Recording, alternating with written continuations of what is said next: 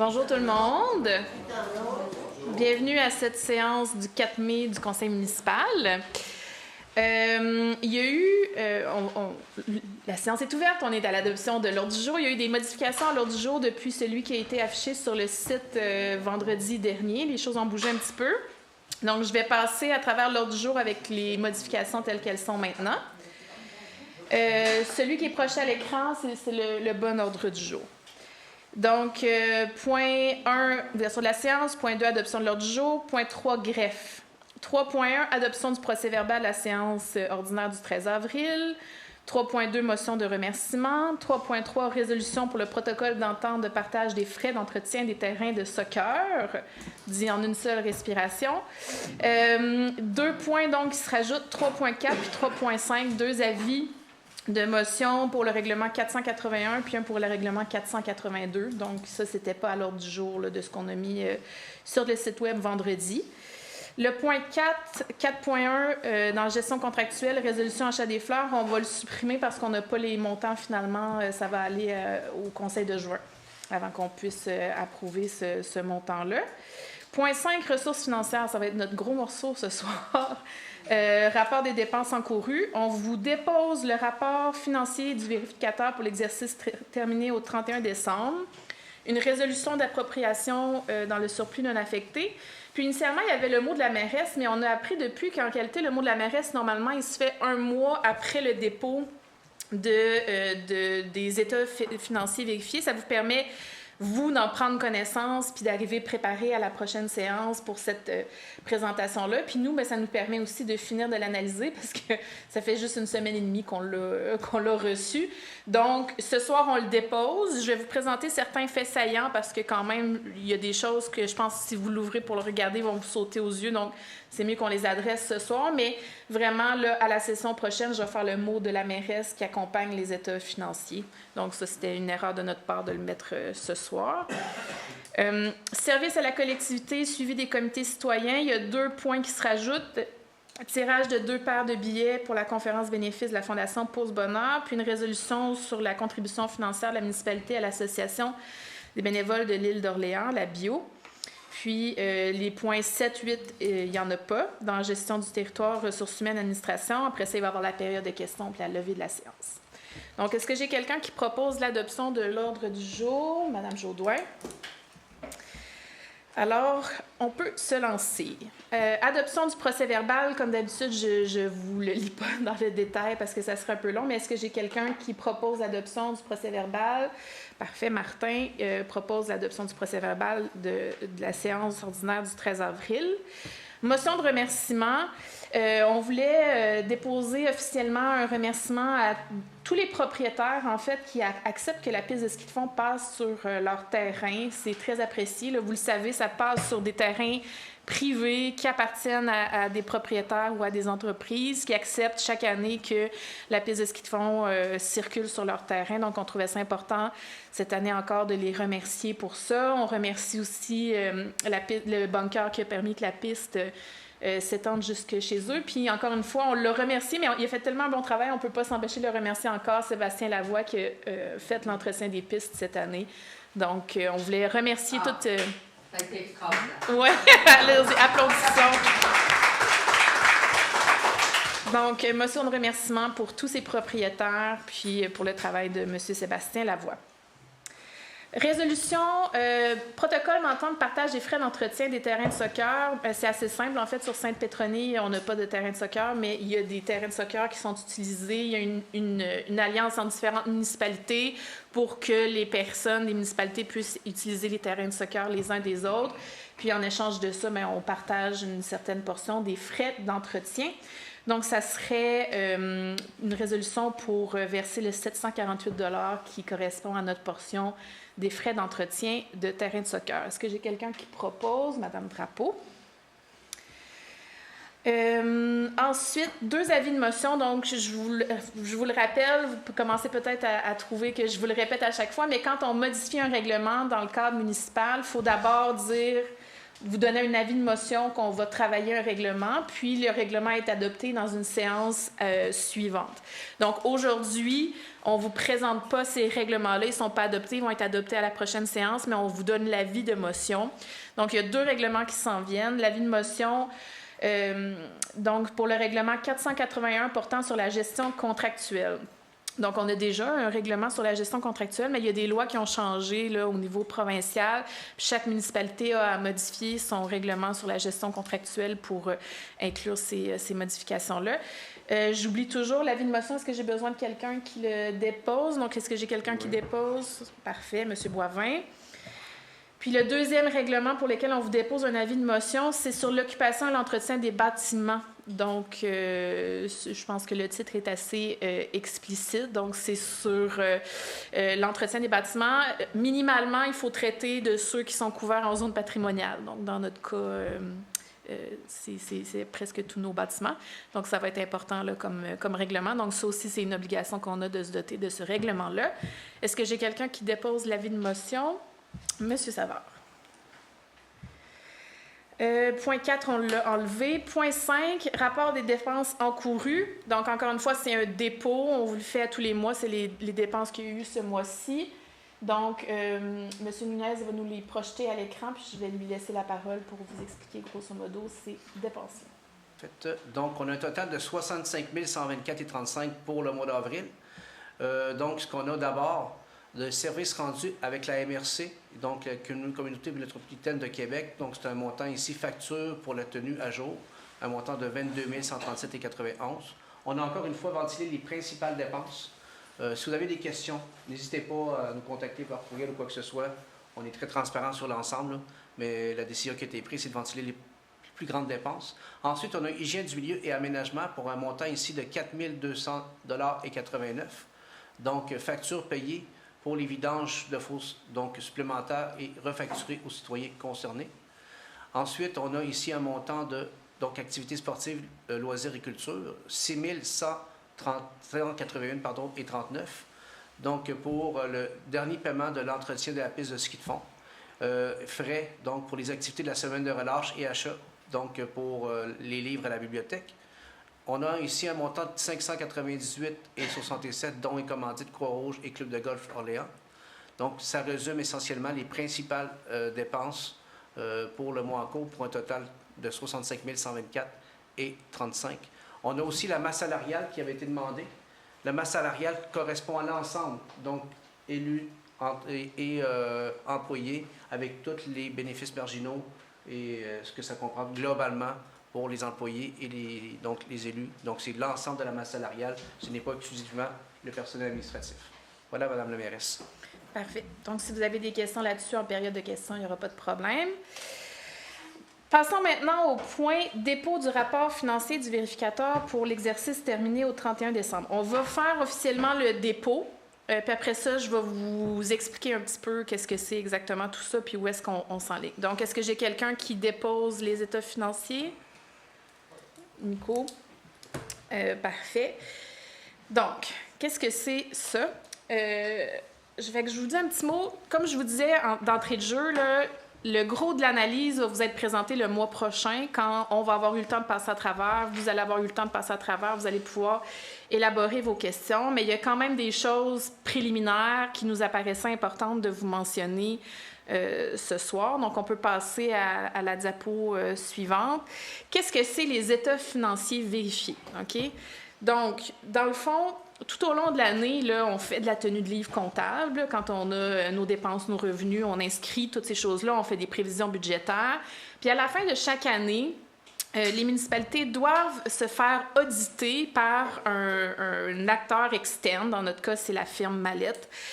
Donc, il vérifie la conformité entre notre tenue de livre, puis il s'assure que les états financiers qu'on dépose sont le reflet de la réalité, puis que tout est conforme au sein de ça. C'est aussi le moment où on dresse le bilan entre le budget puis les dépenses réelles de l'année qu'il y a eu en cours. Donc, nous, là, ce qu'on fait, c'est qu'à chaque année, on envoie vraiment beaucoup d'informations à Mallette, puis ils font une très grosse analyse. Donc, les états financiers audités sont disponibles, c'est public, vont être disponibles sur le site Internet.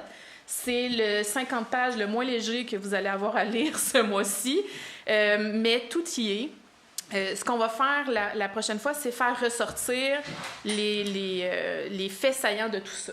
Ce qui est important de comprendre, c'est que ça porte sur l'exercice financier 2025.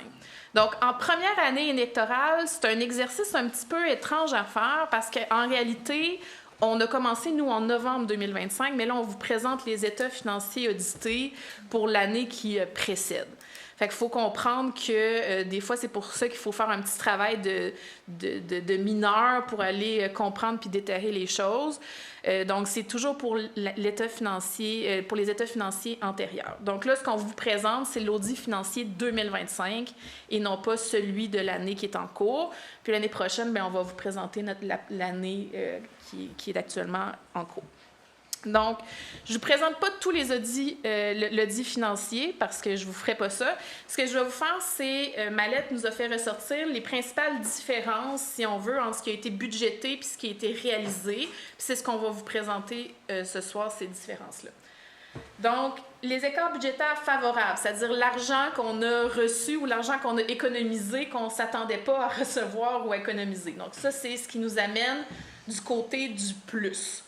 OK? Donc, revenu de taxation complémentaire suite aux modifications du rôle foncier. Là, je me lance dans l'explication. Je suis comptable ni spécialiste, fait que je vais me tourner vers Félix quand il y a besoin de précision, mais je me lance selon ma compréhension. Donc, il y a eu une modification du rôle foncier, il y a eu des taxes qui ont dû être ajustées en fonction de la valeur des maisons qui a changé. Donc, on a un revenu de taxe qui est un peu plus élevé que ce qui était anticipé. Le droit de mutation, c'est notre fameuse taxe de bienvenue. Évidemment, on prévoit ce montant-là à chaque année, mais on ne peut pas le prévoir. Ça dépend du nombre de maisons qui est vendu dans l'année en cours. Donc, des fois, il y a des surplus, des fois, il y a des déficits. On essaie d'évaluer le mieux qu'on peut en fonction des années précédentes, mais il y a des changements. Donc, cette année, bien, en 2025, on a fait 122 000 $ de plus que prévu avec la taxe de bienvenue. Quittance d'un fournisseur, mais ça, c'est un fournisseur qui nous devait de l'argent d'une année antérieure qui a acquitté son montant. Économie des dépenses prévues pour les services d'incendie. Il y a eu une petite erreur quand il y a eu le budget. Le montant qui était mis là, c'est pour l'ensemble de l'île et non pas la quote-part de Sainte-Pétronille. Donc, on a eu à payer beaucoup moins que ce qu'on a payé finalement. Économie de dépenses prévues au niveau de l'entretien des rues, de la rémunération aux travaux publics. Donc, il y a un projet d'asphaltage qui a coûté beaucoup moins cher que prévu. Puis aussi, bien, il y a eu des changements un peu dans les ressources humaines. On avait budgété 2 personnes à temps plein aux travaux publics pendant l'année. Puis finalement, bien, on était plus à 1 personne et demie là, pendant l'année. Donc, il y a une économie de masse salariale. C'est les deux mis ensemble, là. Je ne suis pas en train de vous dire qu'à d'avoir un employé et demi, ça nous a fait épargner 134 000 $. Nos employés municipaux ne sont pas payés ce montant-là annuellement. Puis, affectation de la réserve d'élection, bien, c'est-à-dire que c'est obligatoire par le gouvernement de... chaque année, on prend un montant puis on le met de côté. Puis en année électorale, on va chercher ce montant-là pour payer les dépenses électorales. Donc, il n'avait juste pas été comptabilisé. Donc, c'est un surplus supplémentaire là, qui n'avait pas été mis initialement. Monsieur le directeur général, avez-vous quelque chose à rajouter sur les écarts budgétaires favorables? Ça a été très bien fait, Mme la mairesse. Merci à vous. Merci. On va passer au bout un peu moins le fun, les écarts budgétaires défavorables. OK? Transfert de fonctionnement, subventions prévues au budget pour des projets non réalisés. Ça, c'est en lien avec les subventions pour les égouts. Il y a des choses qu'on devait fournir pour recevoir de l'argent qui n'a pas été fourni à temps, donc on va le recevoir cette année. C'est tout simplement enregistré comme un déficit l'an dernier, mais ça va être perçu en cours d'année. Donc, pas de panique là, par rapport à ce montant-là. Celui-là, il n'est pas inquiétant. Revenu d'intérêt primo inférieur au montant budgété, puis intérêt pour l'emprunt primo supérieur au montant budgété, là, qui est l'avant-dernière ligne. Là. Je vais vous les expliquer ces deux-là en détail après. OK? Entretien des fosses septiques non prévus au budget 2025, c'est assez simple. On vide les fosses septiques en 2025, puis on les charge sur le compte de taxes en 2026. Donc, il y a comme une adéquation là, qui n'a pas été faite là, dans le budget. Donc, pour l'instant, c'est un déficit. L'année prochaine, ça va être un surplus. Puis, au bout du compte, tout ça s'équivaut. Intérêt sur des emprunts temporaires qui ont été remboursés plus tard que prévu. Je ne peux pas vous en dire plus que ce qui est écrit là. Puis, financement des activités d'investissement par le budget suite aux diverses résolutions du Conseil. Ça, si je ne me trompe pas, ça fait référence aux fois où, par résolution, tout au cours de l'année, le Conseil va chercher dans le fonds de fonctionnement, le fonds de roulement, pour aller financer des dépenses d'investissement. Donc, le fonds de roulement, vous savez, c'est régi la façon dont on utilise ça. Il faut que ça soit vraiment utilisé dans des cadres particuliers, puis il y a tout un processus pour l'utilisation de cet argent-là. Donc, ça, c'est cet argent-là qui a été utilisé. Fait qu'est-ce que c'est les deux lignes pour lesquelles, quand même, on ne parle pas de petits montants? Qu'est-ce qui s'est passé? On peut aller à la dernière diapo, mais je ne vous lirai pas ce qui est écrit là. Je vous dis ce qui nous a été communiqué par ma lettre, mais je vais vous l'expliquer dans mes mots, là.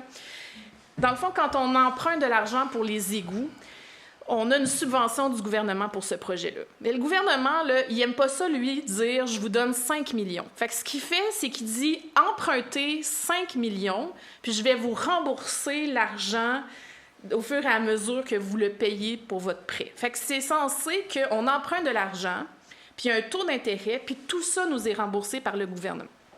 Ça, c'est ce qui se passe normalement. Il y a eu une erreur qu'on n'est pas encore capable d'identifier actuellement, qui est que le taux qu'on demande au gouvernement de nous rembourser, puis le taux réel de notre prêt n'est pas le même taux. Fait que le gouvernement, lui, nous donne de l'argent en pensant qu'on paye quelque chose comme 3,7 % d'intérêt, alors qu'en réalité, on paye 5 % d'intérêt. Puis ça s'est produit en l'année 2023, l'année 2024, puis l'année 2025. Fait que ça fait 3 ans que cette erreur-là se déroule, puis elle a été attrapée cette année par la firme comptable. Donc, il a fallu qu'il y ait de la réécriture comptable qui soit faite pour que les anciennes choses soient conformes. Puis, là, on est au courant pour cette année de cette erreur-là qui a été faite. Donc, pour l'instant, je n'ai pas beaucoup de réponses à vous donner sur l'impact de cet élément-là sur les années antérieures, puis ce qui s'en vient. Donc, je suis sûre que vous allez avoir plein de questions, puis on va s'assurer qu'à la prochaine séance, on puisse traiter dans le détail de tout ce qu'on aura compris de cet élément-là. Mais étant donné que les états financiers vont circuler déjà puis que ces chiffres-là sont apparents, je trouvais ça important de vous l'expliquer ce soir, même si je n'ai pas davantage de réponses à vous donner. Fait que le mois prochain, on va y revenir, on va creuser, on va essayer de comprendre ce qui s'est passé, on va essayer de faire en sorte que ça ne se reproduise pas, évidemment. On va essayer de voir comment on corrige cette situation-là financièrement parlant, puis on va essayer de comprendre tout le détail de cette chose-là. Je vous rassure, là, la municipalité, elle n'est pas en difficulté financière en ce moment. Le budget a dû être balancé ces autres années-là. Donc, il a fallu... C'est pas vrai qu'on enregistre des déficits comme ça à chaque année. Il a fallu qu'en appropriation de surplus, le budget balance à chaque année, là. Fait qu'on vient pas de se découvrir une dette immense de plusieurs centaines de milliers de dollars. Par contre, il y a des impacts qu'on doit comprendre parce que là, on a une différence entre ce que le gouvernement nous rembourse puis ce que nous... on paie, puis on ne sait pas encore les tenants et aboutissants de cette différence-là dans le futur. Fait qu'on n'est pas en difficulté financière, on n'est pas dans le pétrin. Je tiens quand même à vous rassurer là-dessus. Il y a un moyen de régler ça, mais ça va être les détails du comment vont être à déterminer d'ici le mois prochain. Donc, c'est ce que j'avais. Je suis sûre que vous avez des questions. N'hésitez pas à les poser. Peut-être que j'aurai les réponses, mais peut-être aussi là, que je vais vous référer au mois prochain. Donc, voilà. Ça serait tout pour le point là-dessus. Ça nous amène au point 5.3, résolution. Donc, quand on regarde le projet des égouts, justement, c'est un projet de 5 millions de dollars. Il y a des factures qui circulent là-dedans, beaucoup. À la fin, on fait ce qu'on appelle une balance, là, c'est-à-dire qu'on calcule tout ce qu'on a déjà payé, ce qu'on aurait dû payer, tous les échanges de factures. Puis là, il nous restait un montant à payer pour le projet des égouts qui était de 24 388. Donc, ça vient clore, là, mettre une petite boucle sur ce projet-là. Donc, ce soir, on va faire une résolution pour qu'on s'approprie 24 388 dans le surplus non affecté, qu'on appelle, donc pour aller faire balancer ce projet-là. Donc, est-ce que j'ai quelqu'un qui propose cette résolution-là? Madame Jodoin? Parfait. Donc, c'est ce qui conclut le mot financier pour ce soir. Fait que je vous rappelle, tout le détail de l'audit va être disponible sur le site Internet. Puis le mois prochain, je vais vous présenter l'analyse plus complète de l'audit financier. Là. Ça s'appelle le mot de la mairesse, c'est très officiel. Donc, je vais présenter les faits saillants, ce qui a été accompli pendant l'année. Je vais vous présenter aussi les revenus des élus, les différents postes budgétaires les plus importants, puis la situation financière globale de l'organisme, de la municipalité, pardon. Puis on va revenir sur le sujet dont on a parlé. Je nous amène donc au point 6, service à la collectivité, suivi des comités citoyens. Donc, la dernière fois, les comités avaient tous eu leur première rencontre, fait qu'on a passé tous les comités. Là, je vais passer seulement les comités qui ont eu quelque chose de nouveau à nous partager ce soir. Je commencerai par Mme Drapeau pour le comité citoyen, bibliothèque et culture. J'ai écrit un petit mot pour ce qui s'est passé hier, le 3 mai, la bibliothèque. Il y a plus de 100 personnes qui ont franchi les portes de la bibliothèque hier, dont 25 enfants. On a également accueilli plusieurs nouvelles familles qui se sont abonnées, ce qui réjouit énormément les bénévoles et tout le monde. Il y a la participation vraiment des citoyens très importante et on voit vraiment là, que ça fait vraiment la différence, puis ça démontre encore une fois la force de notre communauté. On se tient, puis c'est merveilleux. Je tiens aussi à exprimer un remerciement tout spécial aux bénévoles qui ont repris en main la bibliothèque avec une énergie et une générosité sans pareil. Grâce à leur travail, on a pu enrichir notre collection avec des nouveaux livres ainsi que des casse-têtes et des jeux pour les petits et les grands. Votre engagement est vraiment précieux et profondément apprécié. Le comité se réunira au cours des prochains jours pour discuter, entre autres, du réaménagement de l'espace physique de la bibliothèque. L'objectif est de la rendre plus attrayante et de répondre aux normes qui prévoient davantage d'espace où les usagers peuvent s'asseoir pour consulter des livres, faire des casse-têtes ou encore jouer au Scrabble. Conformément à notre politique de transparence, on vous tiendra informé des développements à venir. Puis côté culture, dans le cadre des carnets de voyage, jeudi prochain, le 7 mai, à compter de 19h30 à la salle communautaire, ici au centre Raoul Dandurand, en collaboration avec le CSCRM et la municipalité, il va y avoir une conférence sur le Japon. Chacun, à leur manière, deux couples de voyageurs, Catherine Tremblay et Richard Boivin, ainsi que Édith Labonté et Gilles Manès, présenteront leurs aventures dans ce fascinant pays. Le Japon sera présenté sous différents angles, les arts, l'architecture, la spiritualité, les traditions, les transports, la nourriture et finalement les lieux de mémoire. La conférence est gratuite pour les membres du CCRM et pour ceux qui ne sont pas membres, c'est 5 $. Alors on vous attend en grand nombre. Et voilà, c'est mon petit mot pour la culture et la bibliothèque. Parfait. Merci, Mme Drapeau. J'ai Mme Jaudoin pour le comité Amis des familles et des amis. Oui, mais à la dernière rencontre, en fait, on a une rencontre demain. Et à la dernière rencontre, on a invité les gens de Démarche d'ici et les gens et la responsable de la politique familiale, famille et aînés de la MRC qui sont venus nous présenter un peu leurs travaux. Et là, à la prochaine rencontre, là, on va vraiment se pencher sur les chantiers qu'on veut mettre en place, mais ça avance bon train. On a identifié, là, c'est ça, des projets là, beaucoup intergénérationnels de ponts et d'entraide intergénérationnelle, pardon. Voilà, donc c'est ça. Et je crois qu'il y a aussi notre Micheline Laliberté qui a assisté là, en tant que représentante. Elle va pouvoir dire un mot tantôt sur la journée là, de Démarche d'ici. Parfait, merci. Monsieur Boivin pour le comité communication. Oui. Pour le comité communication, on avait des orientations et un plan de communication qui est assez élaboré. Ça a été comme approuvé par le conseil le mois dernier.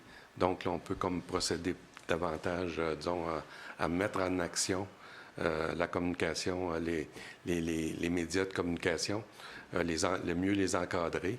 Et puis, dans le cours du mois prochain, c'est certain qu'on va être plus présent pour exprimer un peu tout ce que la municipalité fait, ce qui s'en vient et tout et tout. Donc, c'est comme parti, là. OK. Merci. Monsieur Savard pour le comité milieu de vie. Oui, alors le comité milieu de vie s'est réuni 3 fois déjà avec beaucoup d'enthousiasme. Les gens sont motivés. Comme je vous avais dit, on a établi 2 priorités, l'embellissement, donc les fleurs, puis les éléments d'embellissement du village. Ensuite, on avait aussi l'affluence touristique qui est commencée puis qui va augmenter dans les prochaines semaines. On a formé 2 sous-comités pour chacun des thèmes. Le sous-comité embellissement a commencé à travailler avec le fournisseur qu'on avait choisi pour déterminer les arrangements floraux, les choix des plantes.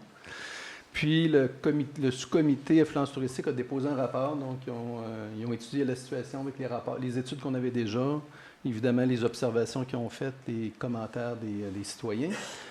Ils ont déposé un rapport, ils ont priorisé en court, moyen et long terme. Court terme, c'est idéalement cet été, puis ensuite, on le pourra voir.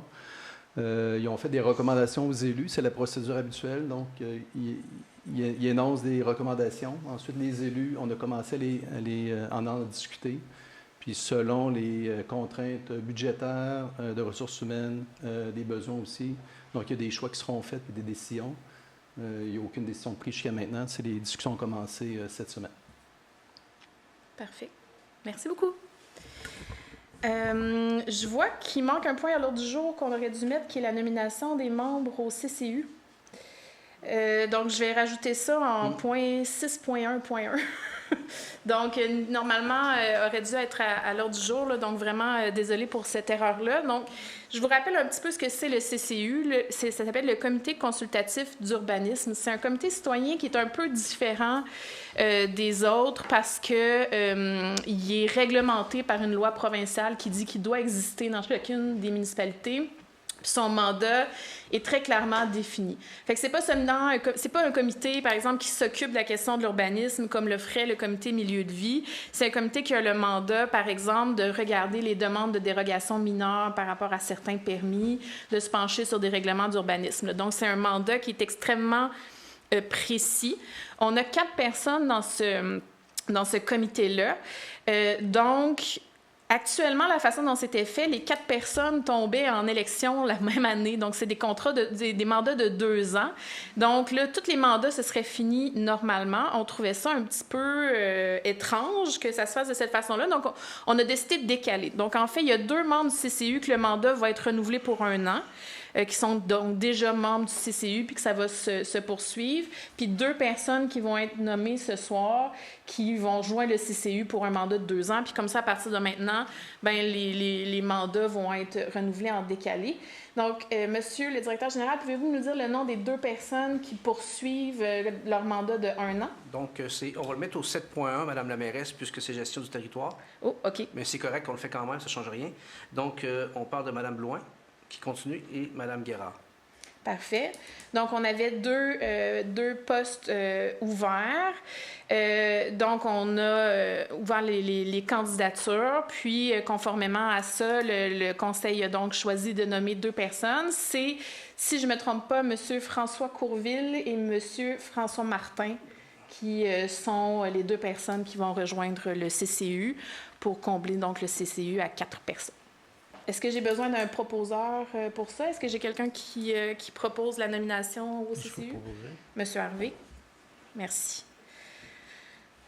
Donc, point 6.2, c'est juste un point d'information. Donc, étant donné que la municipalité contribue à la Fondation Pause Bonheur a contribué l'an dernier, on s'est fait offrir 2 paires de billets pour une conférence qui viendra le 12 mai. C'est une conférence qui est animée par Marcel Leboeuf et une autre personne dont le nom m'échappe pour l'instant.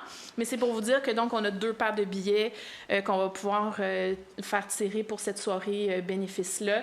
Donc, vous regarderez le Facebook, puis le site de la municipalité là, pour ce tirage-là qui s'en vient très bientôt. Puis le point 6.3, une résolution contribution financière à l'Association bénévole de l'île d'Orléans, la Bio. Donc, chaque année, le conseil municipal donne un montant à la Bio. Cette année, donc, ça serait un montant de 2 500 $ qui serait donné de la part du conseil municipal à la Bio. Est-ce que j'ai quelqu'un Madame Drapeau, donc, qui propose cette résolution-là. Gestion du territoire 7.1, c'est là où j'aurais dû parler du CCU, puis finalement, le voilà. Donc, il n'y a rien d'autre à rajouter. Point 8, ressources humaines, on n'a rien. Point 9, administration, il n'y a rien. Donc, on serait rendu à la période de questions. Donc, est-ce que j'ai des personnes? Oui. Est-ce qu'il n'y a pas un suivi du comité des loisirs? On nous a dit qu'il n'y avait pas de nouvelles ce soir parce qu'ils se réunissent cette semaine. Okay. Non, c'est pas un oubli. Non, c'est pas un oubli. Bruno Véraud. Oui. Je sais que vous avez dit que vous ne vouliez pas répondre ce soir aux questions concernant le Primo. Je voulais savoir pourquoi que Mallette a sorti ça pour l'année 2023-2024 alors que c'est l'année 2025 qui sont en train d'auditionner. J'ai pas de réponse à cette question-là, malheureusement. Pourriez-vous fouiller ça un peu? Exactement. Ça va faire tout à fait partie des choses qu'on doit fouiller parce qu'il faut comprendre pourquoi, non seulement cette erreur-là s'est produite, mais pourquoi elle n'a pas été attrapée avant. Fait que ça fait définitivement partie des questions qu'on va se poser. On peut supposer qu'ils ont vu cette année cette différence-là, puis ils sont retournés voir dans les années passées, voir si ça s'était appliqué ou pas, puis ils ont vu qu'effectivement, parce que payer 5 % d'intérêt pour une municipalité dans ces années-ci, je trouve ça énorme. Oui. C'est sûr que le taux d'intérêt en tant que tel, lui, ne change pas. Il n'y a pas comme d'erreur dans notre document d'emprunt. Sauf qu'il faut qu'on voit, mais est-ce qu'on aurait pu se faire rembourser ce taux d'intérêt-là s'il n'y avait pas eu l'erreur? Ça, c'est une autre question qu'il va falloir se demander. Parce que si le prêt a été pris en 2021 environ, ces années-là... En 2023. 2023? Mais même à ça, en 2023, les taux d'intérêt étaient quand même plus bas. Le 3,quelques % que le gouvernement rembourse, je pense que ça devait être pas mal ça. On va se plonger dans le contrat d'emprunt, puis on va pouvoir vérifier tout ça. Donc, ça fait... Vous pouvez nous parler, dites-nous les choses pour lesquelles vous allez vouloir des réponses la prochaine fois. C'est tout à fait pertinent, même si je n'ai pas la réponse ce soir. Parfait. Je sais ce qu'il faut qu'on fouille puis qu'on vous amène la prochaine fois. Là. Fait que même si je n'ai pas de réponse, c'est une question pertinente. Fait que ça fait définitivement partie des choses qu'on va devoir fouiller. OK, merci. J'aurais autre chose à dire. C'est pas une question, c'est juste une information que je pourrais partager peut-être. Oui. C'est que nous autres, on a écouté une émission il y a 2 semaines environ. Il parlait du radon dans les maisons. Ça m'a allumé une lumière. Je suis allé m'acheter un détecteur de radon. Moi, c'est un détecteur... c'est une application que j'ai sur le téléphone. J'ai un détecteur chez moi. J'ai payé ça 300 $. Mais il y a quelqu'un qui ne veut pas investir trop. Il peut acheter une petite POC qu'on achète, c'est 30 $. On la laisse 3 mois dans l'emplacement parce qu'on veut détecter, idéalement au sous-sol. On l'envoie analyser, puis il nous donne le rapport de ça. Moi, chez moi, en Europe, la norme est de 100 becquerels. En Amérique du Nord, c'est de 200 becquerels. Okay. Moi, dans mon sous-sol, j'ai 850 becquerels.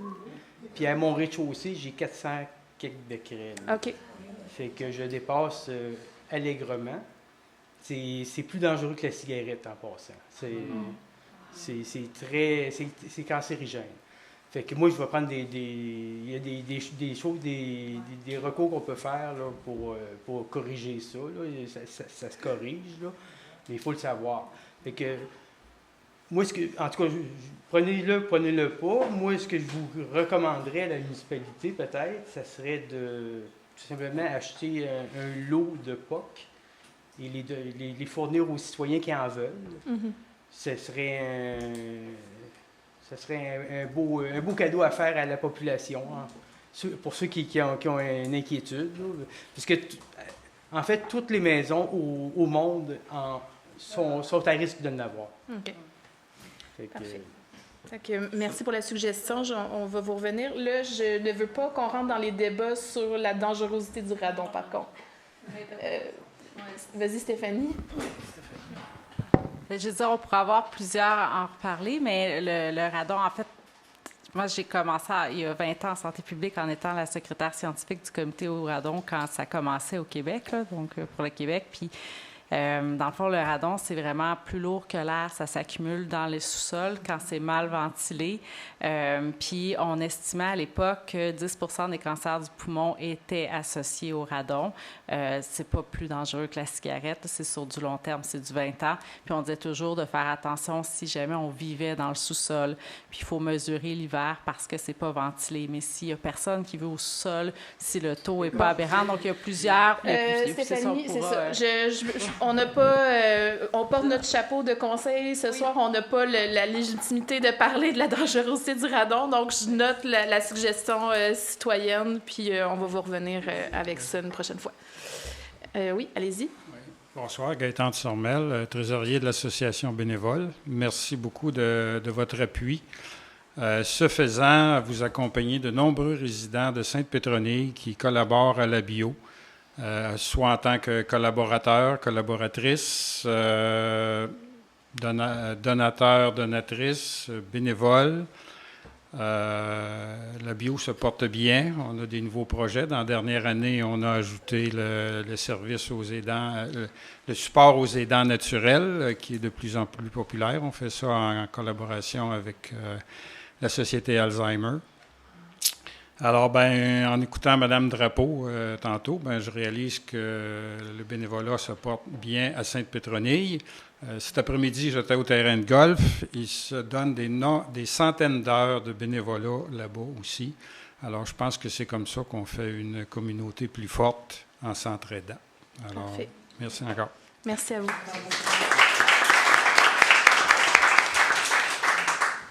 Oui. Madame la mairesse et les élus, premièrement, merci pour le CCU.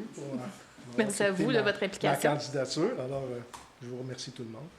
La première chose que je veux, c'est juste un commentaire. Des fois, il faut s'inspirer des petites municipalités ailleurs. Puis Saint-Féréol-des-Neiges, je trouve que c'est bien agréable. Puis je vais vous remettre l'ordre du jour qu'ils font à leur séance. Puis eux autres, ils se font à leur ordre du jour, il y a toujours une partie qui s'appelle « Retour sur la période des questions des dernières séances ». Ouais. Fait que je trouve ça inspirant. Peut-être regarder ça, parce que des fois, on oublie ces choses-là. Puis je trouve ça intéressant. C'est vrai que d'habitude, j'essaie de le faire, puis je l'ai oublié aujourd'hui. Là, il y avait la question sur les freins. Si on le met de façon systématique à l'ordre du jour, ça serait bien, je trouve. En tout cas, c'est une idée comme ça. Tout à fait, merci. L'autre, je vais vous revenir sur une vieille question que j'ai posée. Oui, allez-y. Est-ce que c'est sur les premiers répondants? Oui. Oui, vous pouvez la poser. OK. Dans le fond, je voulais savoir si on avait un suivi sur les premiers répondants. Vous deviez faire certaines vérifications avec Saint-Pierre, etc. Oui. Donc, pour clarifier pour tout le monde, là, on a une entente actuellement comme municipalité pour les premiers répondants avec la municipalité de Saint-Pierre. Voulant dire que si on a besoin de premiers répondants, c'est la municipalité de Saint-Pierre qui fournit ce service-là pour nous. Donc, on a une entente avec eux. Le problème, c'est que les premiers répondants de Saint-Pierre tardent à être formés. C'est pas clair pour nous exactement pourquoi. C'est de cette façon-là, mais les gens qui devraient être formés pour être premiers répondants actuellement n'ont pas pu recevoir ce service-là de la part du CIUS. Donc, ne sont pas formés. Donc, ce qu'on a décidé de faire, c'est qu'on a approché la municipalité de Saint-Laurent pour voir si, en attendant que ça soit réglé avec Saint-Pierre, on ne puisse pas plutôt faire appel aux premiers répondants de la municipalité de Saint-Laurent. Donc, on va être en attente de retour là-dessus. Est-ce que vous aviez quelque chose à ajouter, M. Mignac? En fait, oui, Mme la mairesse, c'est que c'est à l'heure du jour ce soir. Donc, j'ai parlé avec le directeur général, M. Sylvain Delisle, la semaine passée, puis il l'a mis ce soir à leur séance de conseil. Donc, il y avait de l'ouverture, donc on n'aura pas de confusion. Mais il en parle ce soir en séance du conseil, ça fait partie de l'ordre du jour. Merci d'avoir fait cette démarche-là. L'autre chose que je voulais valider avec vous, là, c'est que je sais que vous avez modifié le règlement sur l'éthique et la déontologie pour les élus. Et dans le fond, c'est un renouvellement, c'est un copier-coller du règlement antérieur. Dans l'ancienne équipe, on a vécu certaines situations, puis je veux juste vous le partager, peut-être que vous le savez, c'est qu'il n'y a aucun recours pour un citoyen sur un comportement d'un élu qui serait déplacé en salle du conseil de pouvoir porter une plainte. OK. Et si on se retrouve, parce que moi je l'ai fait, là, à la dépine, ils vont dire, écoutez bien, nous, là, c'est à votre règlement municipal, votre code de déontologie des élus, qui doit avoir une clause qui permet de comme citoyen, de faire une plainte contre un comportement déplacé d'un élu, là, qui serait vraiment... qui pourrait être, je ne sais pas moi, mais pourrait être enquêté. Puis normalement, c'est le directeur général de la ville qui a ce pouvoir-là. Il peut le faire. Alors, je vous fais juste vous soumettre la situation. On l'a vécu dans le passé. Je pense pas de vivre ça avec votre nouvelle équipe. Mais ça serait un beau leg que vous pourriez faire aux citoyens parce que on est vraiment mal pris avec ça comme citoyen quand il se passe quelque chose. Parfait. Donc, oui, on pourra regarder là, ce qui est possible de faire à ce sujet-là. Merci beaucoup. Bonne soirée. Merci à vous. Bonne soirée. Bonjour, Gilles Dionne. Oui. Le rapport financier qu'on a vu est allé. Bon, c'est bien. C'est parfait. Peut-être une chose que je n'ai peut-être pas saisie, mais est-ce que c'est indiqué si c'est des dépenses mensuelles, des dépenses annuelles? Est-ce que c'est des dépenses qui sont... Ça serait peut-être intéressant parce que je voyais, par exemple, il y a des dons, mettons.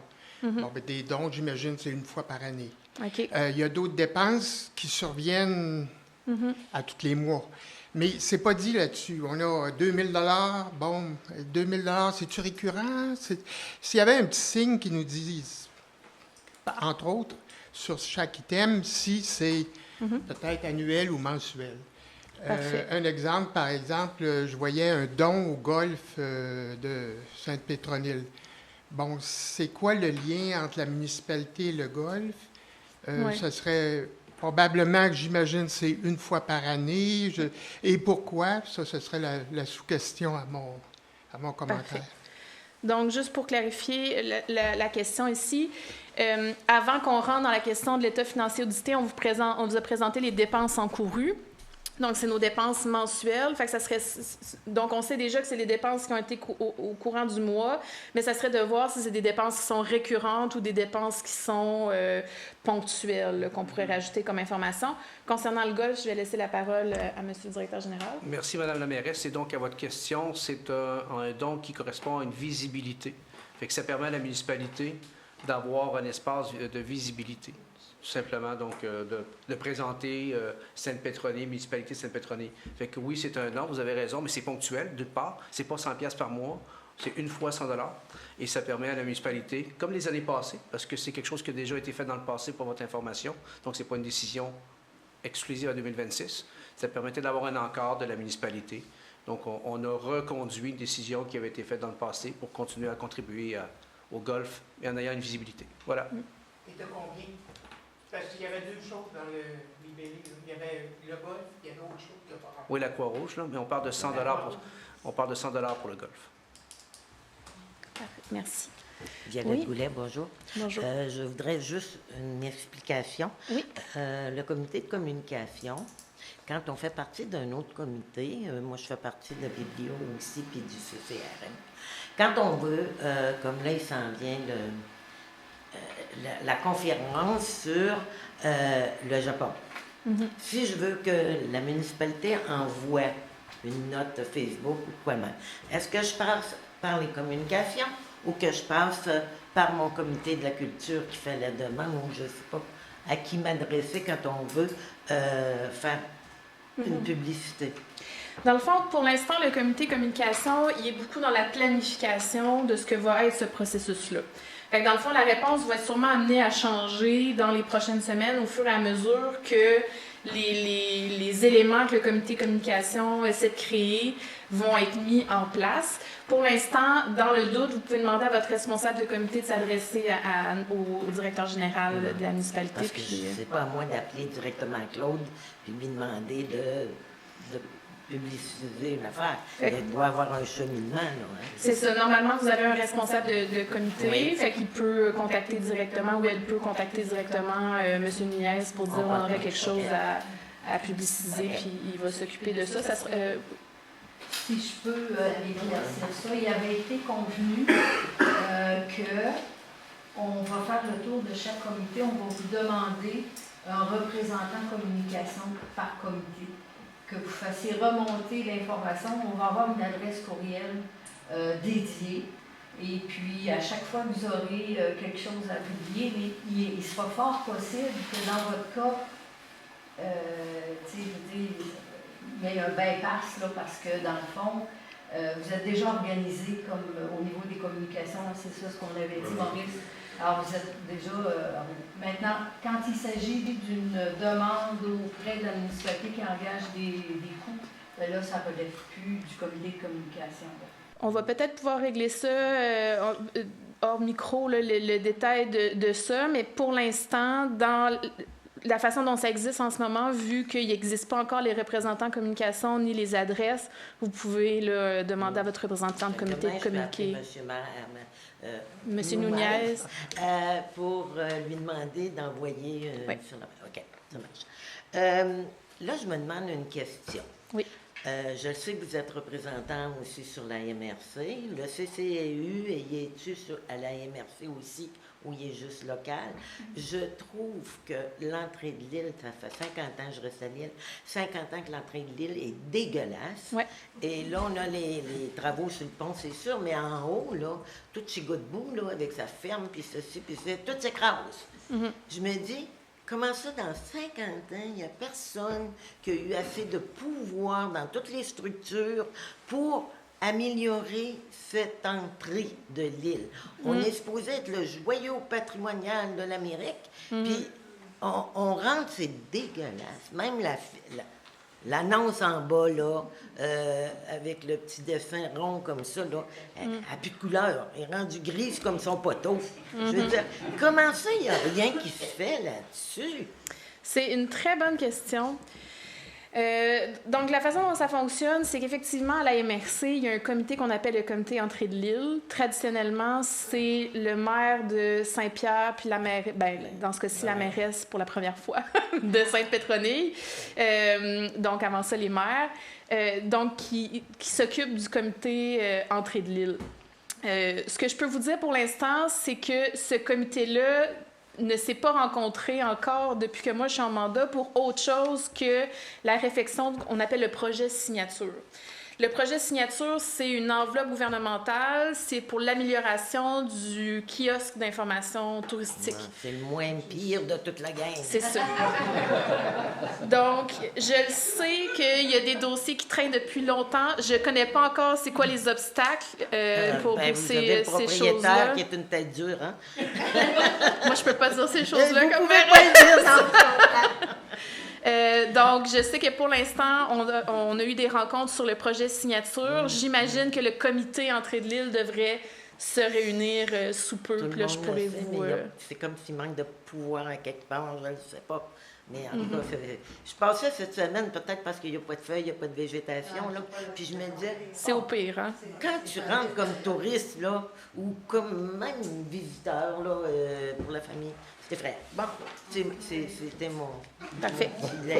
Merci, Mme Merci de m'avoir écouté. Est-ce qu'il y avait d'autres questions? Parce que sinon, on a une intervention spéciale ce soir. Donc, est-ce qu'il y avait d'autres questions régulières avant que je donne la parole? Donc, on a une citoyenne qui a demandé un petit temps de parole ce soir pour vous parler d'une rencontre où elle est allée avec la démarche d'ici.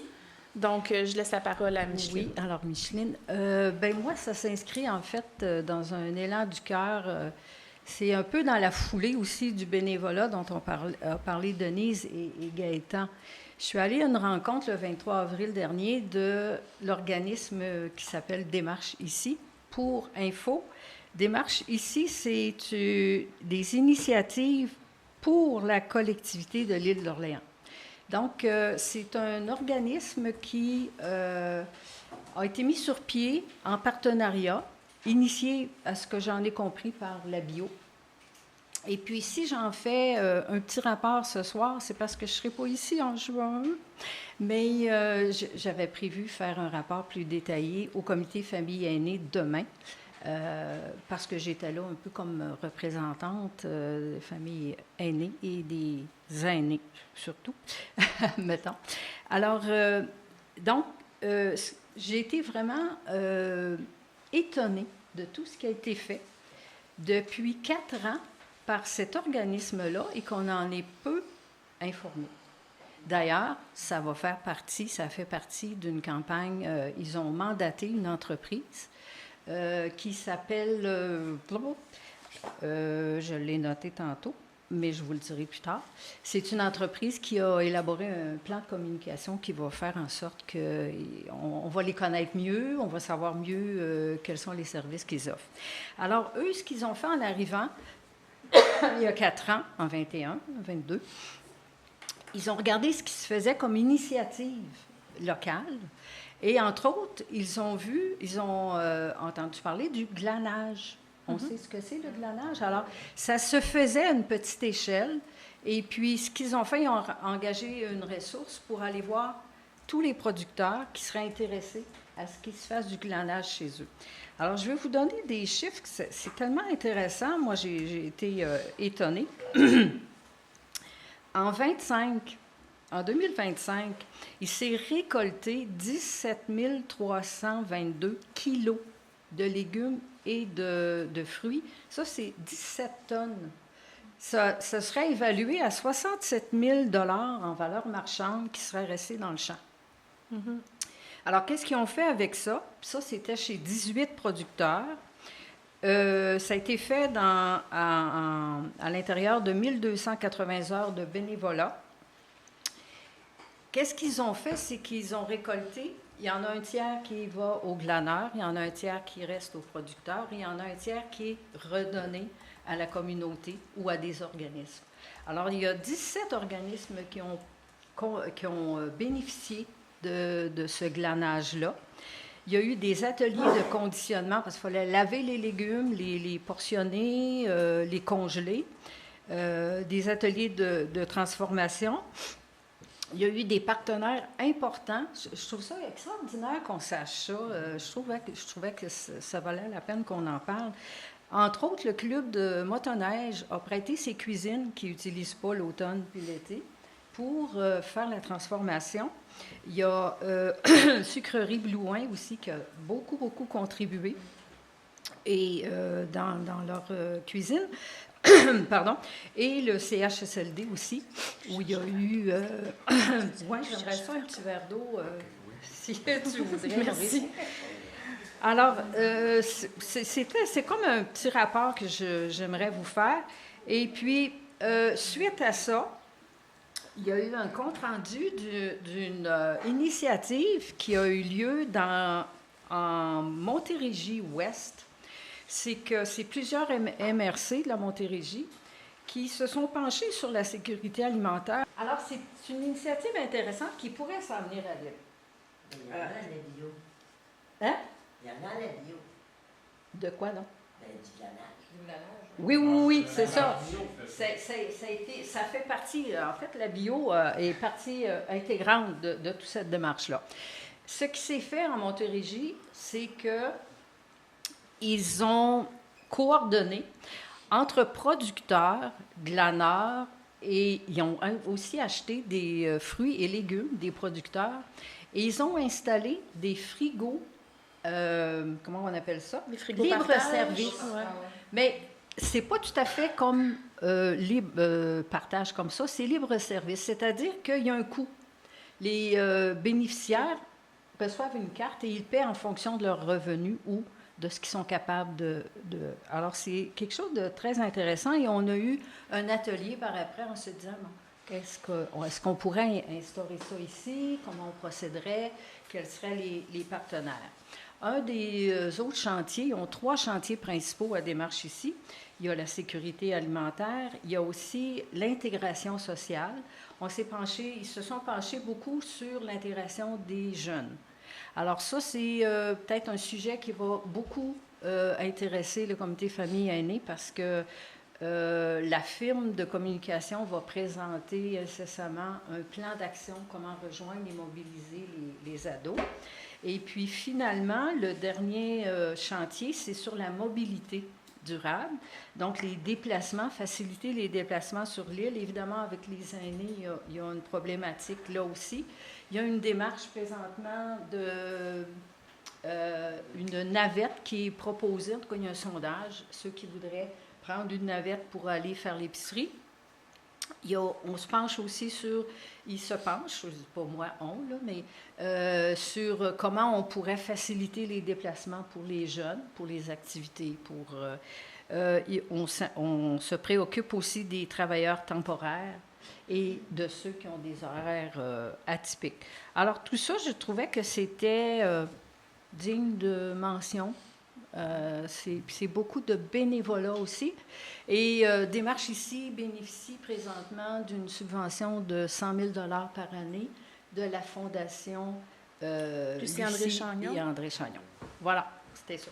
Parfait. Merci. Donc, merci beaucoup pour ce compte-rendu puis d'avoir représenté le comité. Est-ce qu'il y avait d'autres questions ce soir? Donc, est-ce que j'ai quelqu'un qui propose la levée de l'Assemblée? Madame Drapeau propose. Des fois, je l'oublie. Fait que techniquement, on a des assemblées qui sont peut-être ouvertes depuis 4 mois. Donc, je vous remercie à tous de vous être déplacés comme d'habitude. Puis, on se revoit peut-être la prochaine fois pour les questions sur l'audit. Merci.